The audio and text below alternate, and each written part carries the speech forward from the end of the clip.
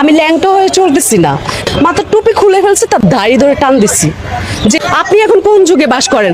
আদি যুগের মানুষগুলোর কি আগে ব্লাউজ ছিল? আগে ব্লাউজ ছিল? সে ব্লাউজ ছাড়া কি কাপড় পরে নাই আদি যুগের মানুষগুলা?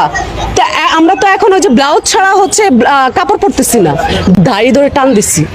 যে এটা আমার অবশ্যই অপরাধ হয়নি যে হচ্ছে আমি ল্যাংটা হয়ে চলবো? আমি বোরকা পরবো, না আমি হিজাব পরবো, না আমি হচ্ছে শর্ট প্যান্ট পরবো, না আমি লং ড্রেস পরবো? এটা একান্তই আমার ব্যাপার। এই যে আমি রিসেন্টলি পল্টনে যাইতেছি, তখন কিছু হুজুর কি অনেকগুলো মিলে, তখন দাড়িওয়ালা টুপিওয়ালা অনেকে মিলে বলতেছে যে শুধু জামাত শিবির আসুক ক্ষমতায়, তাহলে প্রত্যেকটা পুরুষগুলারে মাথায় টুপি পরাবে। হ্যাঁ, মাথায় টুপি পরাবে, তাহলে মহিলা মানুষকে বোরকা পরাবে, তাহলে এই দেশের কি স্বাধীনতা পেলাম?